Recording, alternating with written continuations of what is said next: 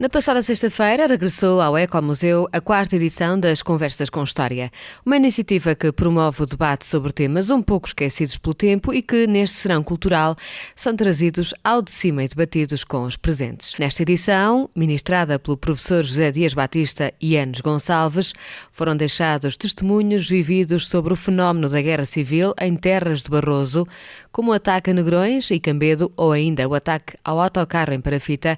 Houve ainda tempo para dar lugar à voz dos foragidos. Antes de mais, vou fazer a apresentação mais formal. Tenho aqui à minha esquerda o professor José Dias Batista, que digamos que é o farol destas conversas com história. O engenheiro José Enes Gonçalves, que é uma figura que já publicou alguns trabalhos, alguns deles notáveis, que nos obrigam a não esquecer o passado da nossa terra, e também a figura do João Canedo, que também está aqui neste painel para ilustrar. Agradecemos também aqui a presença do Sr. Presidente da Câmara, do Sr. Vereador, do Sr. Vereador e demais, e também do Padre Fontes e a todos que vocês estiveram aqui presentes. Vamos tocar numa das feridas da história ibérica, que é a Guerra Civil Espanhola. Vamos abrir uma contextualização para aqueles que não estão muito familiarizados do que se passou nesse período. Para muitos negro, para outros necessário, não vamos aqui discutir isso, vamos só lançar apenas factos do que foi a Guerra Civil e transportar um bocadinho essa realidade espanhola para a nossa realidade.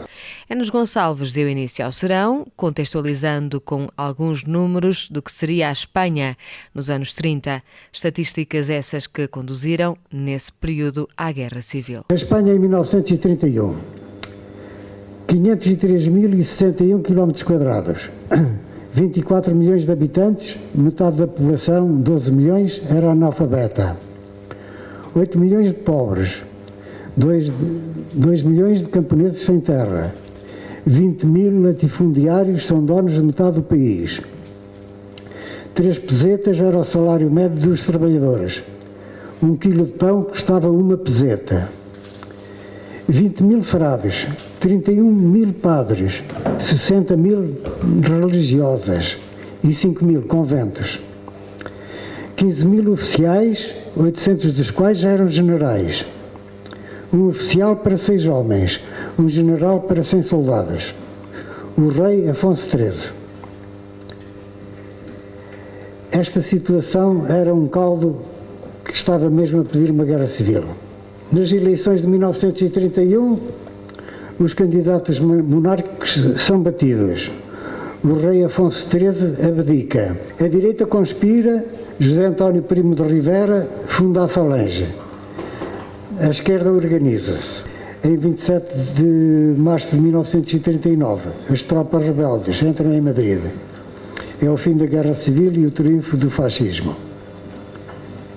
Em 1939, a Espanha é caracterizada desta maneira: 2 milhões de prisioneiros, 500 mil casas destruídas, 183 cidades gravemente devastadas.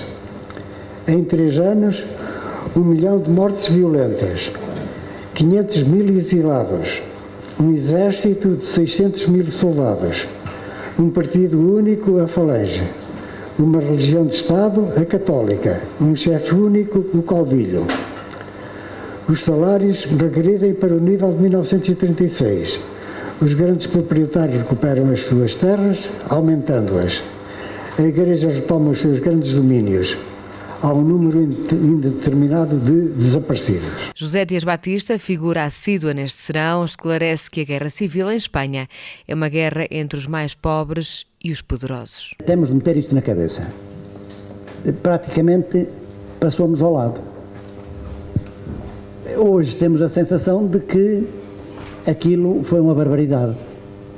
Porque a Guerra Civil passa-se entre os falangistas e os outros, ou melhor, os rojos, como eles chamavam, os republicanos, e os outros, mas quem tinha ganho as eleições eram justamente os rojos, eram os republicanos.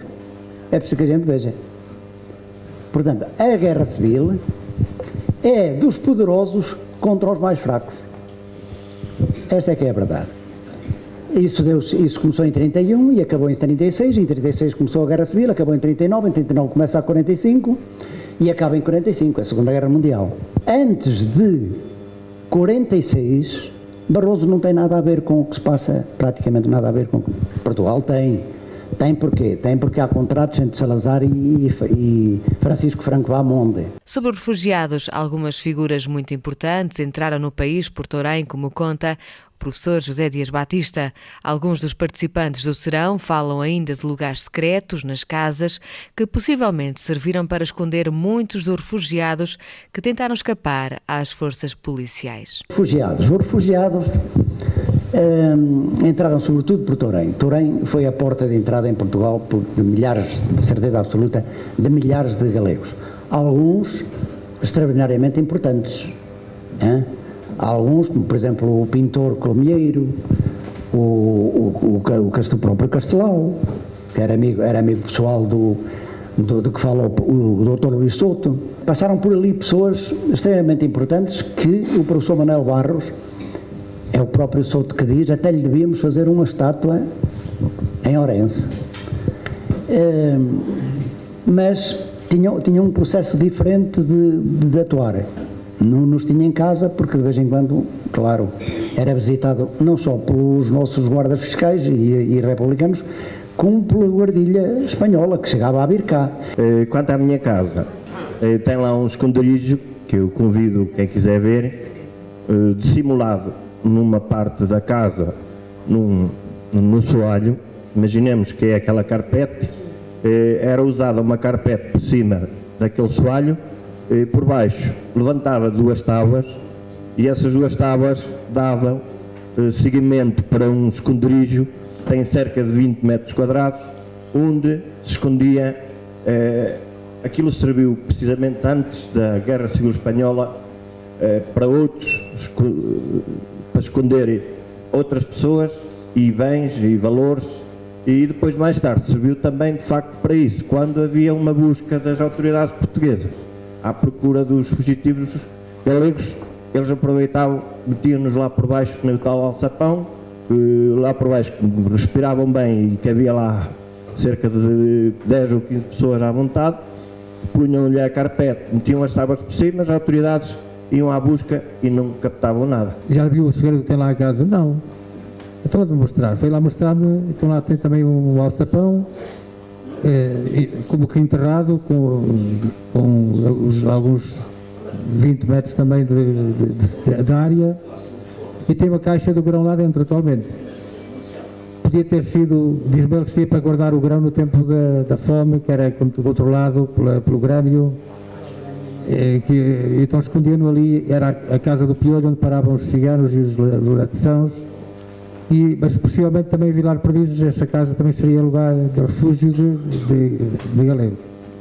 Foi só por dar este testemunho, é capaz de haver mais refúgios na Raia. Eu não sabia desse e nunca saberia se disfarça-se, está enterrado, podemos assim dizer, mas ao nível do terreno do chão. E eu não sabia que aquilo existia lá, só ele que me dizer que tem aqui o segredo, que este espaço tem um tapete por cima e o alçapão por baixo, tem umas escadinhas para descer, e lá está o segredo, a casa do segredo, que é histórico, como tem o da Casa de Bragança, havia de haver mais. Durante esta noite foram ainda abordados temas que envolveram a polícia do regime salazarista e alguns ataques ocorridos nas aldeias de Barroso, os quais foram apontados aos refugiados vindos da vizinha Espanha. O que é que faz o Estado, o nosso Estado? A nossa PIDE, digamos assim, organiza um assalto, mais ou menos de comum acordo com a guardilha, à caminhonete da Carreira no dia 29 de outubro, em que a gente vinha toda ourada, toda cheia de dinheiro para a feira de Santos, para Montalegre. Em Parafita mandam arranjar aos pneus da Carreira, os gajos saíram, mandaram tirar todos. Num Porto Galego, o gajo entrou com um chapéu pela caminhonete dentro, ouro, todas as joias que tem, dinheiro, tudo que tiver valor, relógios e tudo. Olhavam para os relógios para dentro do chapéu. O que a PIDE fez constar é que foi um atraco, foi um roubo das guerrilhas, não foi. Não foi porquê? Porque os portugueses que lá iam, nomeadamente os tipos da carreira, sabiam perfeitamente quem é que fala galego e quem não fala galego, não é? E eles viram que eles não sabiam falar galego. No Diário de Galícia, em 27 de 3 de 1988, o seguinte: a PIDE soube das preocupações dos guerrilheiros por meio de agentes infiltrados e preparou uma operação em território português com altos comandos franquistas que deram ordem ao sargento Prieto, comandante de uma brigadilha de extermínio dos republicanos, ordenando-se o assalto à caminhonete da estrada de Braga Chaves e mais adiante diz: Prieto e os seus homens levaram adiante o assalto com o apoio da PIDE e despejaram os passageiros de dinheiro e joias. Pronto, isto vem confirmar tudo o que se disse. Amigo João, peço-te o favor de admitires aí 7 espanhóis que são de confiança, já estiveram aqui em minha casa 2 dias e bons pagadores. Eu fico por tudo, esconde-os e dá-lhe de comer e de beber, e à noite mandas alguém com eles à raia. Querem ir primeiro para o primeiro povo espanhol. Se tu não puderes ir, manda um portador com ele de confiança. E mandou. Pronto, lá fizeram o serviço e voltaram. Voltaram pela Vila da Ponte. No dia em que arrancavam as batatas, estavam mais de 40 ou 50 pessoas na casa do Pinto, de Negrões, e entraram lá 2 dentro, quando ele veio à adega buscar o vinho para dar aos homens, do arranque das batatas. Mataram o Pinto, o Custódio Pires, de Parafita, o Parafita, meteu-se à frente, foi o primeiro a cair, com a rajada, e depois ainda mataram outro, exatamente, que lhe chamavam o Viva Canedo, exatamente, que era um tal Domingos Afonso, que lhe chamavam o Viva Canedo. A filha do Viva Canedo ficou uma maluca, foi tocar o sino com aquela rajada toda. Lá morreu. A seguir, há um quarto facto importante que relaciona a Guerra Civil e os fugidos, agora sobretudo as guerrilhas. A seguir aos fugidos vêm as guerrilhas. Muitos dos fugidos aderiram a guerrilhas, outros não aderiram. Que foi o assalto a Cambedo. Cambedo, uma aldeia da fronteira, portanto, do Concelho de Chaves. No dia 20 de dezembro de 46, juntam-se mais de 300 guardas republicanos, militares, pelotões de Chaves, pelotões de Vila Real, enfim, guardas do Porto e da Amarante, e há 4 mortes. Quem é que morre? Morre um que se mata, o capitão Garcia, que era do grupo do Demétrio, também esteve em Guim e também esteve em Negrões, porque se mata, já não tem mais balas, mata-se debaixo do coisa de pisar o vinho, como é que se chama? Exato, debaixo do lagar da casa da Albertina Tiago. E o Guan, esse dá-se às balas, foge e vem a morrer junto do Ribeiro do Cambedo, já fora da aldeia. E cheguei à conclusão, e fazer as contas, e de lhes dizer agora que no dia, logo a seguir à Batalha do Cambedo, durou os dias 20 e 21 de dezembro de 1946. A partir do dia 22, ainda antes do Natal, começaram a prender sistematicamente toda a gente que lhes parecia a PIDE. Estava a gravar muito, estar aqui a ouvir, tenho aprendido muito, tenho ouvido muita coisa que eu não sabia. Há outra coisa que eu tenho de afirmar e agradecer, é que este banco é muitíssimo cómodo. E eu tenho estado muito bem instalado com a amabilidade das pessoas que aqui me cruzaram. De resto, eu não posso acrescentar nada àquilo que já foi dito. O conhecimento é indispensável. É preciso conhecer as coisas, as boas e as más. Não tenho grandes memórias desse tempo. Eu era muito miúdo quando isso aconteceu, passei muito tempo fora de Monte Alegre e as coisas passaram-me um pouco ao lado. Mas é muito agradável saber aprender com quem sabe. E há aqui muito quem sabe. Paulo Barroso, presidente da Junta de Freguesia de Torém e participante assíduo nestes serões, relembra os laços bastante fortes que unem os 2 povos. Me questionam pessoas habitantes de Torém porque é que esta relação tão boa com os galegos, porque é que se faz o encontro transfronteiriço, porque há a prova de atletismo com os espanhóis, porque é que se faz a rota do contrabando. Isto não é novo, nem é novidade para ninguém, é porque realmente existe laços de amizade, laços profundos, já do tempo da Guerra Civil Espanhola. Torém, como todos sabem, fica encravado na Galiza e foi talvez a principal porta de entrada dos refugiados para o nosso país. Como acabaram de confirmar já estas pessoas, e o professor José Dias Batista e o engenheiro Nenes,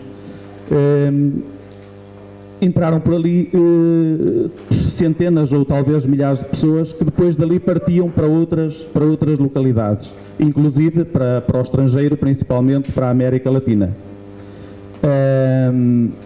Eu não podia deixar passar em claro e queria prestar aqui a minha homenagem ao professor Manuel Pereira de Barros, que foi realmente uma pessoa muito influente e muito peça fundamental para essas pessoas, para os refugiados que vieram para Torém e que normalmente, como era uma pessoa conhecida, normalmente iam ter todos a casa dele.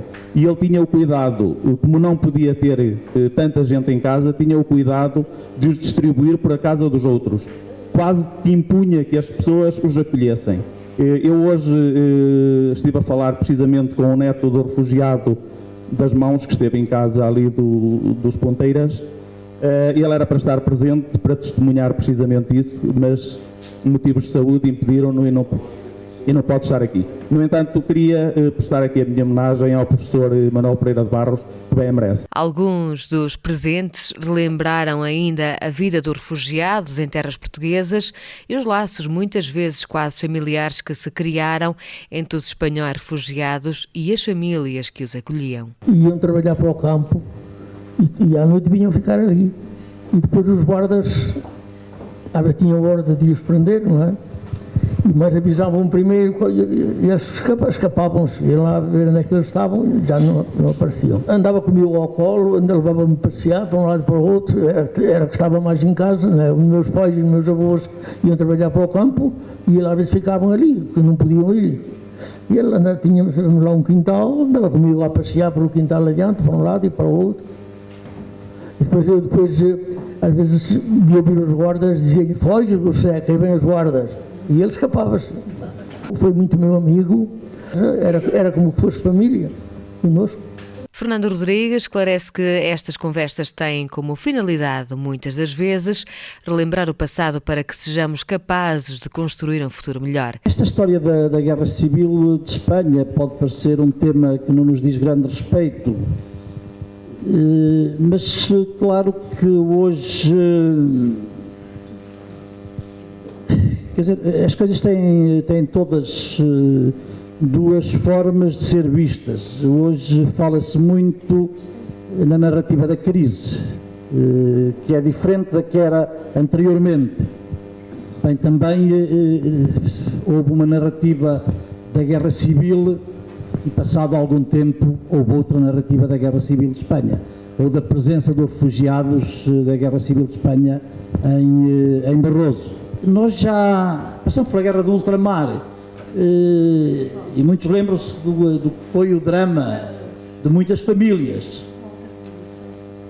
Mas uma guerra civil é muito mais dura e muito mais violenta. Muito mais dura e mais violenta. É em cada casa, em cada esquina, às escuras, há traição e tudo. Estas conversas servem para a gente meditar na defesa da democracia, para lutarmos pela defesa dos direitos humanos, e a defesa dos direitos humanos tem hoje, digamos, outros valores importantes, que são da solidariedade não só na nossa casa, na nossa família, no nosso bairro, mas da solidariedade do país, do equilíbrio social e dos equilíbrios entre os povos.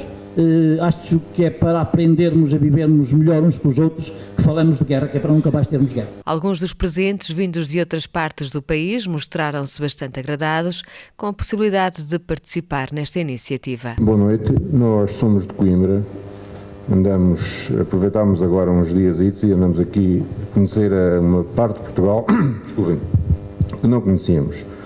Eu achei muito interessante este tipo de conversa, que nos chamamos de palestra, e aprendi muito. Não vivi nem tenho hipótese de ter vivido esse tempo. Sou muito novo. Mas, de qualquer maneira, gostei muito do depoimento de pessoas que estão aqui, que viveram, e gostei, sinceramente, de ouvir falar o Padre Fontes.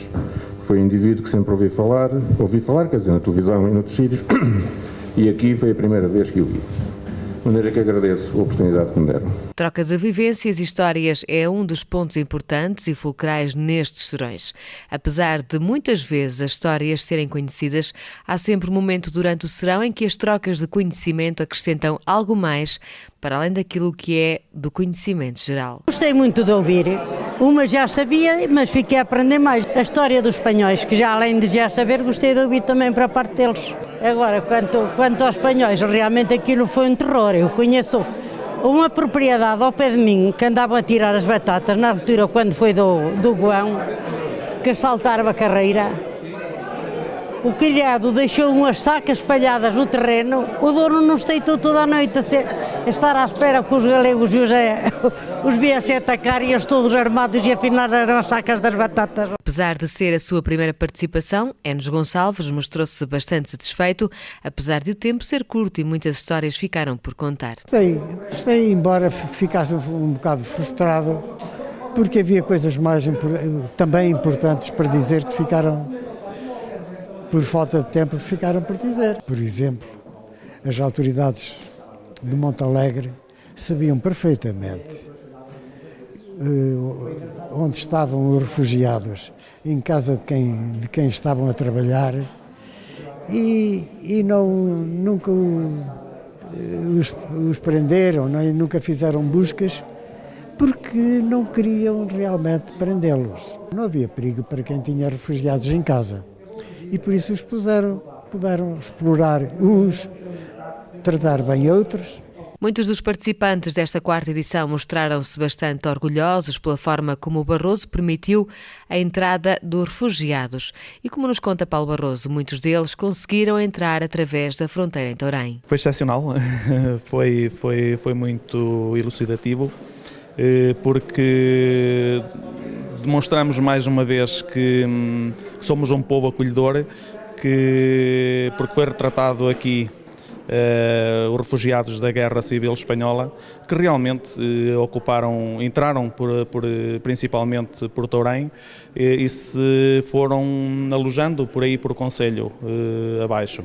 Daqui, foram para outras paragens, mas realmente constatei que agentes de Barroso, agente de Montalegre, que é de um coração enorme, sabe acolher, sabe até esconder quando é preciso, e a que hora foi preciso esconder, porque as autoridades perseguiam-nos por todo lado. E vou daqui muito satisfeito, porque ouvi testemunhos de pessoas que ainda viveram essa época, que conheceram muitos dos refugiados que por aqui estiveram. Vou daqui muito satisfeito porque também nos foi apresentado, tanto pelo engenheiro Enes Gonçalves como o professor Dias Batista, uma pesquisa, uma investigação profunda daquilo que realmente aconteceu, e saio daqui muito satisfeito. Domingos Moura referiu que, apesar de toda a boa vontade do povo de Barroso, muitas vezes havia o reverso da moeda. Muitos refugiados acabaram por ser explorados e maltratados. O tema era agradável, disse praticamente tudo.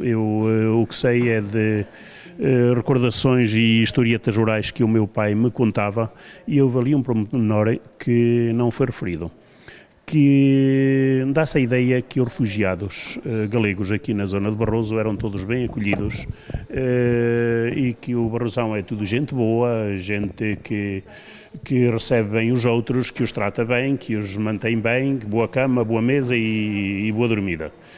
Mas nem sempre assim é verdade. E o que é verdade é que nós temos uma frase que ainda hoje perdura e que toda a gente conhece, que é: trabalha que nem um galego, ou trabalha galego.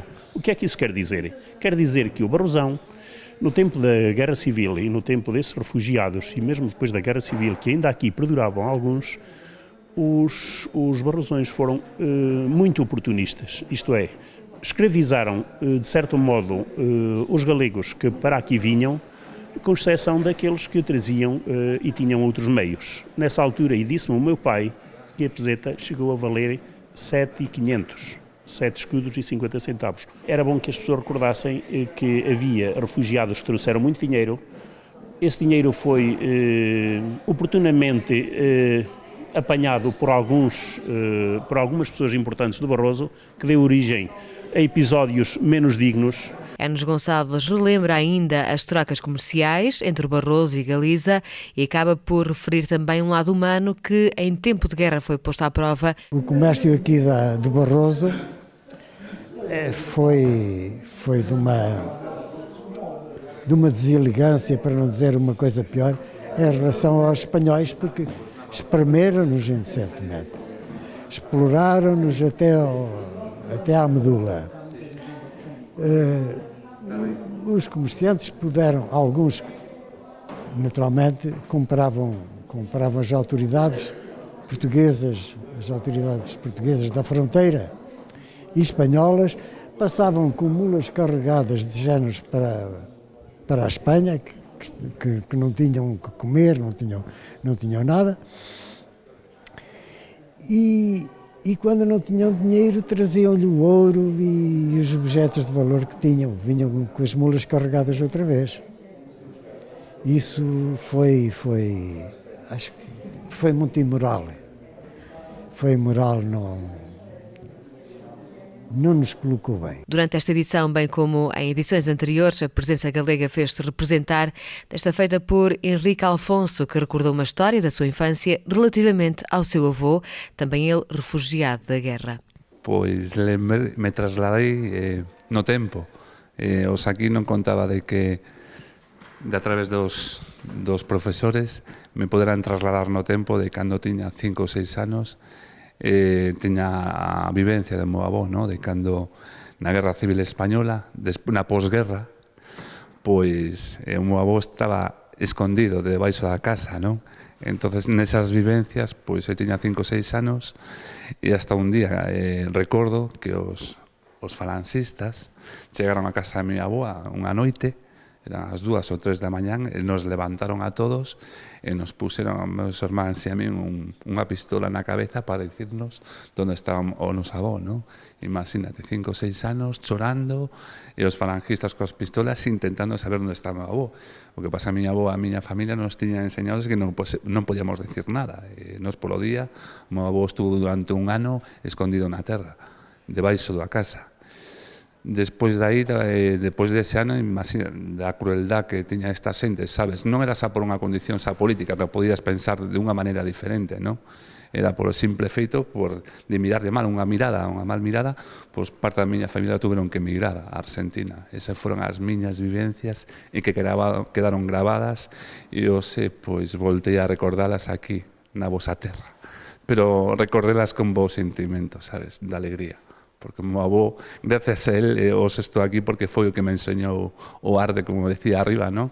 Dos Consuro. Gracias a él foi o que me enseñou ese arte, porque en todas as casas en Galicia, aparte ali viña o poteiro, non? Se facía a destilación da uva, non? Entonces ele miraba, en esas noites, miraba como os poteiros facían o consuro da queimada, a destilación, e iso me quedou grabado. Foi moi grabado, María. Moi gravado. Essas son as experiencias que eu os recordei aqui de uma boa e por isso me emocionei. Durante este serão, que conta já com a sua 4ª edição, esteve em destaque a Guerra Civil de Espanha. Esta iniciativa que promove o debate sobre temas que vincam a identidade barrosá. Muitas destas histórias percorrem várias aldeias do concelho. Falamos nesta edição de aldeias como Negrões e Parafita. Em foco esteve também o fenómeno dos foragidos em Barroso. Esta 4ª edição, ministrada pelo professor José Dias Batista e Enes Gonçalves, teve lugar no Ecomuseu do Barroso, como já vem sendo o hábito. Se nunca participou neste serão cultural, não pode perder uma próxima edição. Esta 4ª edição das Conversas com História pode ser vista na íntegra no nosso site.